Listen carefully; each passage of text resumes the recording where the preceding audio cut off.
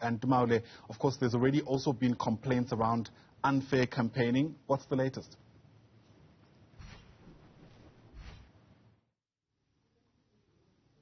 Indeed, the complaints speak to the issue around the principle of rotation. And the principle of rotation is something that is not effectively one of the rules of the Pan-African Parliament, but it is effectively one of the principles of the African Union, which, of course, the Pan-African Parliament is working to become an instrument in terms of a legislative body of the African Union. Therefore, one would assume, as many parliamentarians are assuming, that it would follow the processes of the African Union, but we've seen some regions breaking rank. But let's bring you the word from one of the candidates, Honorable Chihana from Malawi.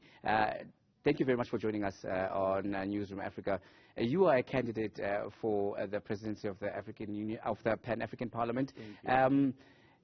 Why do you feel you are the right person, and what vision are you bringing to this institution? Thank you very much. And yes, it's a good understanding. Let me put in the limelight. I'm indeed Honorable Yeremia Chihana from Malawi, but indeed from Africa. Let me welcome the decision again of the AUC and indeed of what was said yesterday on the principle of rotation. He has institutionalized it that every institution of the AU must follow the principle of rotation. That includes the Southern Caucus, and definitely I will be the rightful candidate for the Southern Caucus because we have to follow the principles. Issues of legality and legislation, it is Pan-African Parliament PAP itself which should legislate the concept. But otherwise, the decisions have been made by the heads of states, which is very, very important. Coming to what am I bringing to the platform as a president of Pan-African Parliament, the most immediate and the difficult task will be to unite and harmonize Africa as a continent so that we should be talking as one entity and one voice. We need really to unite in terms of collective wisdom and collective responsibility. We have waited for a long time to legislate PAP to become a legislative body. We are failing because we are not talking as one voice, because we are not harmonized and we are not united. But that is my big responsibility within the next 2 months to unite Africa and to make sure that Africa is one entity. It may please you that I think the other problem which is showing a dichotomy to the country is maybe the setup of the Pan-African Parliament, the Secretariat, is only in South Africa. We may need in all 5 caucuses to have a regional office which should help to fast-track the legislation of PAP as a regional body. Once we can have offices in all 5 caucuses, people will be, countries will be very, very close and be aware of PAP and the responsibilities of PAP. But another issue that is quite important when we talk about unity in the region, news in is that SADC, the Southern African Development Community, which is the countries in Southern Africa, has endorsed the candidature of Zimbabwe's candidate. What is your reaction to that? Thank you for coming up with that. I don't think that is the correct information. The Zimbabwe candidate has not been endorsed. The faction that was in Harare, which came and met again yesterday when they chased the faction which was leading my campaign, they ended up choosing Pene to be an ad hoc person from the host country. My group did not appreciate that because Pene is coming from South Africa as a host country. They have shown bias towards Zimbabwe. When South Africa is an independent country, they should have shown maturity and remember that they are a host country. So when they become volatile and hostile, members from the other camp decided to move out because we did not accept Pene as a candidate, neither as an ad hoc chair, because it already showed that the camp in Harare is the one which is providing that kind of administrative arrangement and fighting. And it has also shown that South Africa is taking advantage because being a host country, they have taken a side that they are supporting Charumbira, and of that taking side, it puts other countries in a very awkward position.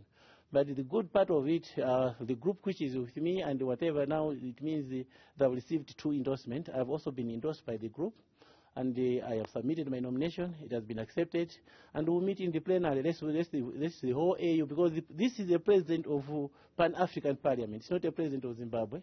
It's not a president of South Africa.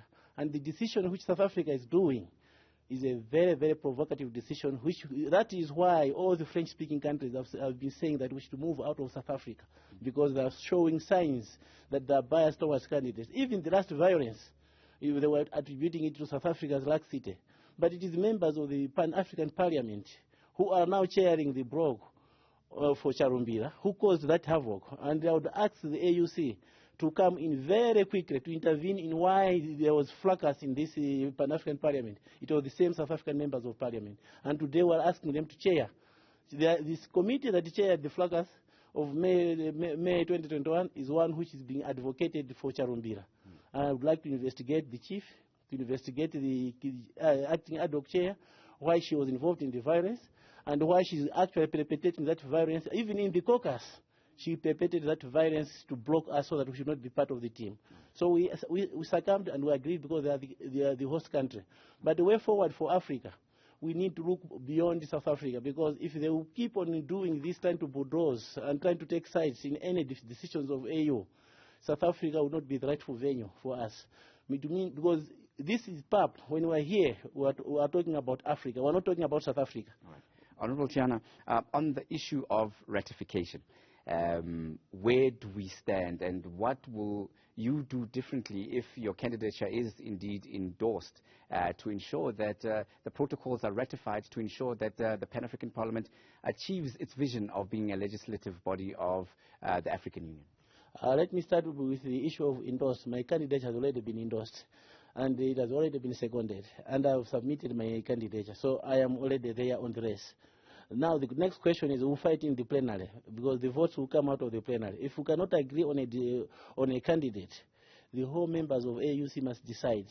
That is number one. Number two, as a person who has been endorsed, this principle of rotation does not allow Zimbabwe. On the validation of the candidate, Charumbira is not a candidate, or Zimbabwe cannot be a candidate, because I've been in the Bureau for 17 years. I will be the only candidate who will be ratified and accepted. Now coming to the question of ratification, we have delayed because of the offices of PAP being only at one in South Africa. If we can move and have offices in all regions, and it will be easier to reach out to all country members, so that ratification should be done very fast. We cannot leave it to the secretariat, we cannot leave it. And the absence, there are quite a number of issues which have affected ratification. One of them maybe could be the people who were acting. The people who were acting for some time, I think 2 years, Chief Charumbira has been acting as the president of PAP. People may not have liked his negotiation skills. I have the qualification, the prerequisite to talk. I have a bit of 3 years of law in UK, and I'm an economist, and I know the importance of ratification and how to strategize. So this will be done. And I also have an MBA in accounting and finance from Maastricht School of Management. Right. I'm a very qualified in leadership understanding of these issues. So the most important way of moving it forward, let's have regional offices which will help to ratify, especially in all the caucuses. They must have offices which will be help to fast track the ratification of the treaties. Thank you very much for that. That was, of course, the candidate for the Pan-African Parliament presidency, that's Yeremia Chihana from Malawi.